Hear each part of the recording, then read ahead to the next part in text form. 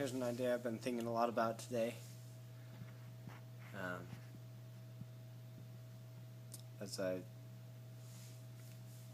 been at church and we've been discussing Jesus Christ and thinking about kind of the life of Jesus Christ. So I'm going to call this idea radical responsibility.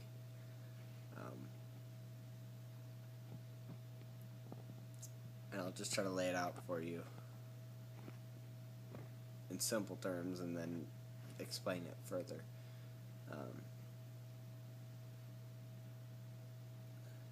The idea of radical responsibility is basically just that everything that happens to you is entirely your fault, and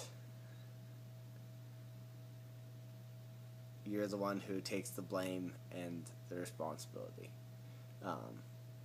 And so, when you first hear that, I think it can sound a little bit ridiculous, because there are always things that happen, right, that you just have no control over. Like people get cancer, people, end up in a car crash or whatever. But I'm not going to let you off the hook that easy. I'm not going to let myself off the hook that easy either. This is an idea that I try to follow as best I can. And I've got a lot of stuff going on that you could say is beyond my control. My forehead is swelling right now, so that's cool. And the eczema on my nose hasn't been getting better, but so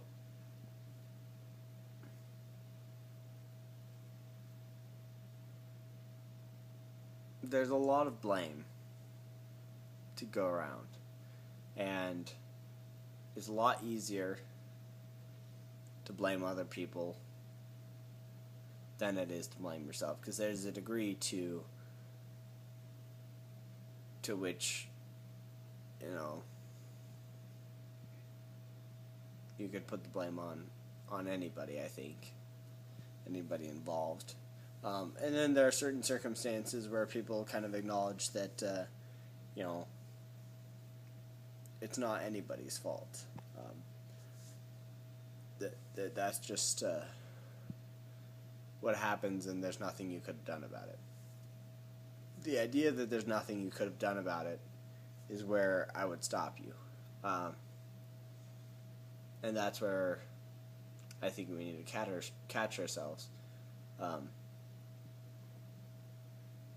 Because I think there is, even in natural disaster like a hurricane, if you really think about it, and this is going to be, people are going to think this is awful to say, there's something you could have done to improve your circumstances.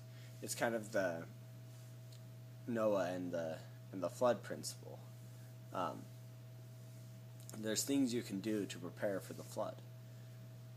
There's things you can do to get ready so things aren't worse. And to the degree that things are worse, that can be your responsibility. Now, the thing about blame and responsibility is, I actually don't think it, I don't think it matters whose fault it is. When all is said and done, it doesn't matter who did it, really, except to ask who's supposed to pay the price. And so this idea of radical responsibility says you have to pay the price to whatever degree you're capable.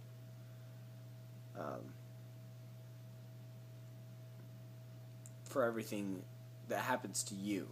And I was discussing this with my dad a little bit, and we talked about, you know, things that happen to other people somewhere else, like a natural disaster that happened, you know, down in Florida, and to me those things are different than the things that happen to you personally. I think it's more important to deal with the things that happen to you personally. And so here's another thought on that. Because you can say, well, you know, I don't want to take the blame for the things that happen to me personally. And why should I? You know, there's a lot of other people whose fault it is. What can you do about other people? What can you... I mean, you can try to punish them, but that's not going to make your life better. You can try to, you know, impose force on them, or try to be passive aggressive about it and try to make their lives worse because of this thing. But none of that's going to make your life any better. The only thing that you can do to make your life better is to take responsibility for as much as you can and ask yourself what you can do to make things better.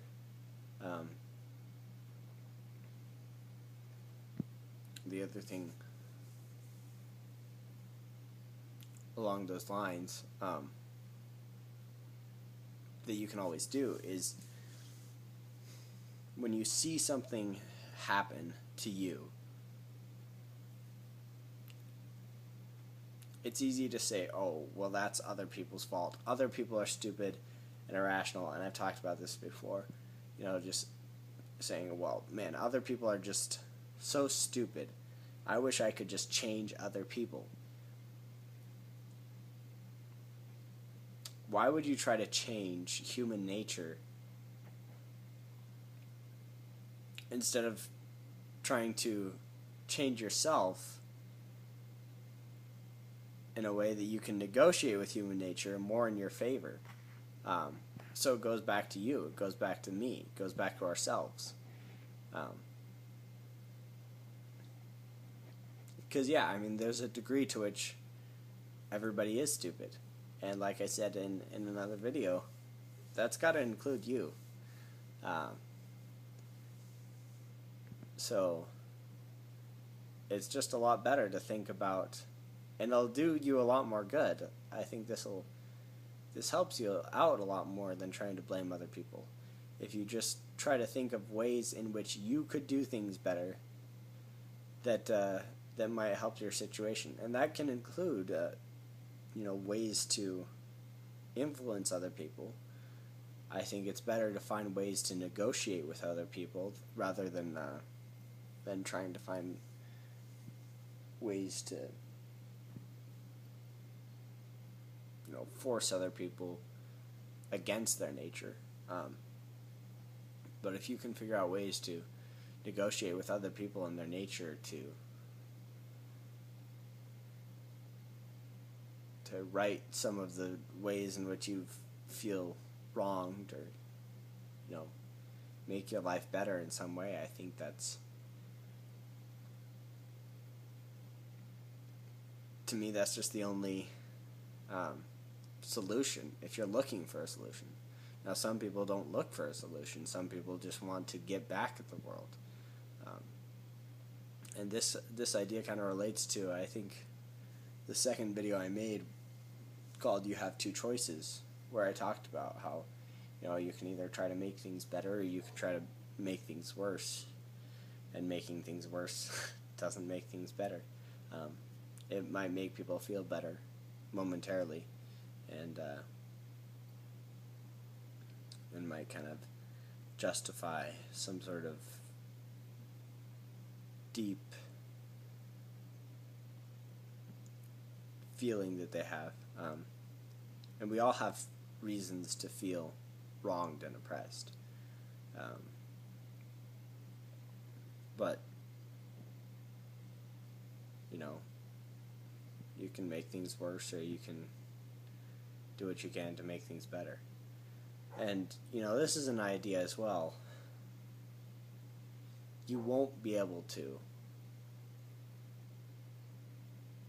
make everything right. And maybe that's where the idea of Jesus Christ and his atonement comes in. I also think another idea that goes... I think Jesus Christ is the ultimate example of radical responsibility. He took upon himself all the sins of the world, and when you think about what that means, it's kind of exactly what I've been talking about. He took the blame and the responsibility for everything, even the things that didn't affect him. And that's obviously something that we're not capable of. But I think that also allows us to do something. It's something that he asked us to do. And if you don't believe the stories of Jesus Christ, if you don't believe they were true, I've said this before in other videos, try to apply the law of charitable interpretation and try to apply some selfishness and take from it what you can. Because even if the stories are not factually correct, it doesn't matter. They have significance in people's lives. So, that being said, the sacrifice of Jesus Christ and his atonement, his taking on of all that responsibility, allows us to do another thing, and it's something he required us to do a lot, I think, in the scriptures, where he says to forgive others their debts. What that means to me is to take the blame off of other people and put it on him, really, because that's what he took on. It allows us to forgive other people, and that does something important for us. It allows us to stop making things worse, because if you're just seeking to punish everyone whose fault it is, you make things worse. Now, I'm not necessarily saying that there should be no justice for anything, though I don't know where the line is there, and I think in our personal lives,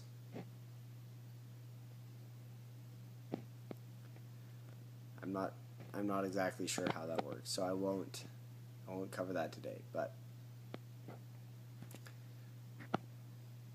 there's still some degree to which we can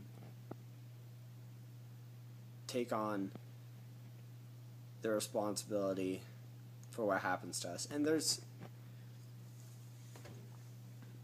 I think there's some degree to which we can put it on Christ as well.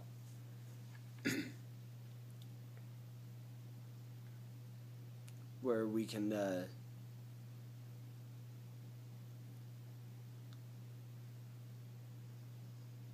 and I don't know, this gets into territory that, you know, it's more on the edge of my knowledge. But it seems like we can give him the cost that we can't bear. But, you know, another thing he asked us to do is to be disciples, to follow in his path. And I don't know how else to follow in his path than to take on whatever responsibility you can for the circumstances around you, and to bear those with courage and with, without trying to cast it off onto anyone else.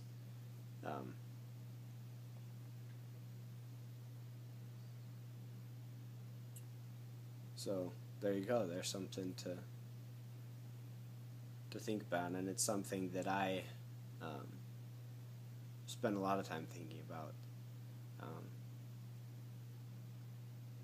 because it's just too easy to blame other people, and it doesn't get you anywhere. So thank you for watching.